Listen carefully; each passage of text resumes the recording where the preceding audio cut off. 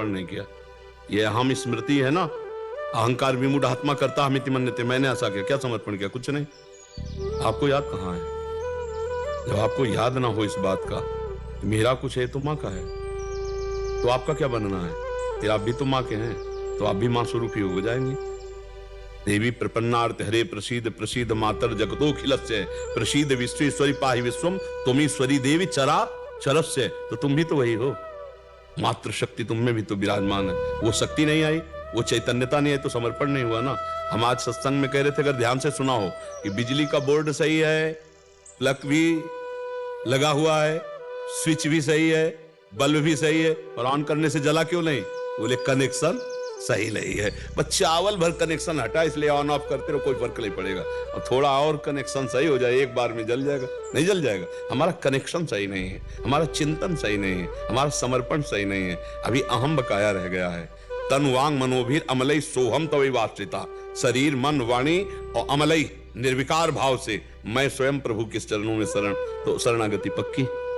फिर निर्भय निसंकोच आनंद में आप बेपरवाह मस्त हो जाएंगे। वही, चाहे माँ को चाहे पिता को, वही है, वही है पिता। तुम्हें माता च पिता तुम्हें बंधुश्च सखा तुम्हें विद्या द्रवणन तुम्हें। वही हरि माँ बने हैं, वही माँ हरि बनी है, कोई अंतर नहीं। वही कृष्ण काली है, वही काली ही कृष्ण है, कोई और एक ही तत्व है, दूसरा तो है नहीं। तो जब हम उसकी शरण में हो जाएंगे तो हमारे अंदर ये सब लक्षण जागृत हो जाएंगे। अभी हमारा समर्पण, हमारा चिंतन कहीं ना कहीं विपरीत है, उसको आपको ढूंढना पड़ेगा, उसको आपको ढूंढना पड़ेगा। गुरुदेव की कृपा के बिना। हाँ, तो आप नाम जप करो, उसी नाम में आपको दिखाई देने लगेगा आपसे क्या त्रुटि हो रही। हाँ, आप नाम जप करो, जो आपको प्रिय लग रहा हो, जो आप जप रहे हो, और एकाकार जपो। जैसे मान लो माँ, हम कह रहे हैं मान लो माँ, तो हमारे सामने माँ लिखा है, और माँ, और उसी के बीच में आ जाएगी जो गलती आपकी है, जो आपकी त्रुटि है, वो साधक के सामने आ जाती कि बार बार जलन होगा और ये होगा, ये गलती है, कैसे छूटे, बस जान लेना वो गलती आ जाएगी। पूरा का पूरा अंतःकरण की छानबीन भजन के समय होती है। जब हम एकाग्रता पूर्वक भजन करते तो हमारी सबसे ज्यादा जितनी गंदगी होती जो, वही सामने आती है, वही हमारे सामने आने लगे। एकदम ऐसा ही हो, क्योंकि अपने लोग चल रहे हैं, अपने लोग कोई प्रवचन थोड़ी कर रहे हैं, उसी मार्ग में चल रहे हैं, तो उसको देखा है, उसी कमियों को हम क्रमशः दूर करते हैं। धीरे धीरे एक एक बात पकड़ी, आज ये छोड़ा, फिर ये छोड़ा, फिर ये छोड़ा, और धीरे धीरे निरपेक्ष होते चले जा रहे हैं। नया संस्कार न बनने पावे, पुराने संस्कार निकल रहे हैं, और भजन हमारा एक तार चलेगा, तब ये पकड़ आएगी। ऐसे मनोरंजन वाला भजन नहीं काम करता, इसमें काम करता है एक तार भजन। तन्मयता पूर्वक देख भी रहे हैं, वही सुन रहे हैं, वही हम अंदर से जप रहे हैं। फिर उस समय सारी कमियां आ जाएंगी आप में, जो कमी वो उस समय दिखाई देने लगेगी। ये कमी है, ये कमी है, ये कमी है। बस उन कमियों को अपने दिमाग में नोट करो और धीरे धीरे हटाओ, तो आप शरण में माँ के होते चले जाओगे। हाँ, कुपुत्रो जायते कुचिदपि कुमाता न भवति। उन्होंने तो प्यार ही किया है। हमारी तरफ से जो कमी है उसको हम माँ के ज्ञान बल से, बुद्धि बल से दूर करते हैं, और माँ के करुणा में चरणों का आश्रय लेकर के माँ स्वरूप हो जाते हैं। चिद चिद लक्षणम, चेतन अचेतन वही तत्व है, उसी में लीन हो गए, तब हो गया। माँ में इतना चिंतन करे कि अपना स्वरूप माँ में हो जाए, तभी माना जाएगा कि आप माँ के पूर्ण शरणागत हो गए।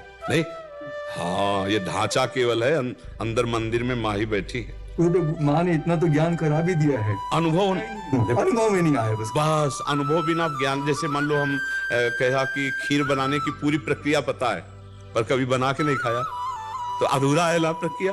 एक बार चक बना करके खाए तो ये बात अनुभव में आ जाए, तभी अनुभव गम में भजे जय संता। ज्ञान तो बहुत लोगों को है, लेकिन उसका अनुभव कहाँ है? अनुभव हो जाए तो जीवन मुक्त हो जाए, आनंद में हो जाए। ठीक है महर्षि, जैसे हमें प्यारी जी श्री जी राधा रानी से प्रेम है, और उनके भक्तजनों को उन पे पूरा दृढ़ विश्वास है, और वो प्रेम भी करती हैं हमसे, कि माँ को जो नहीं भजते उनको भी माँ दुलार कर रहे हैं, फिर जो माँ को भज रहे हैं उनको दुलार कैसे ले करेंगे? देखो ना, पूरी सृष्टि का पालन पोषण माँ के द्वारा ही तो हो रहा है। आद्या शक्ति त्रिगुणमयी माया माँ भगवती अम्बा ही तो पूरे जगत का पालन पोषण कर रही है। हरि की शक्ति से तो सब हो रहा है, तो शक्ति स्वरूपा यही तो है माँ, यही तो जगदम्बा है। तो हमें लगता है यदि हम प्यार से भजन करेंगे तो निश्चित यही सब हैं।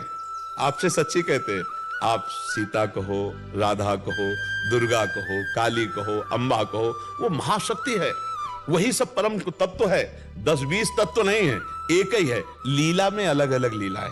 कहीं माँ का शांत रूप है, गौरी शांत रूप, कहीं विकराल चामुंडा भद्रकाली विकराल, कहीं विकराल कहीं शांत, उन्हीं के सब रूप है।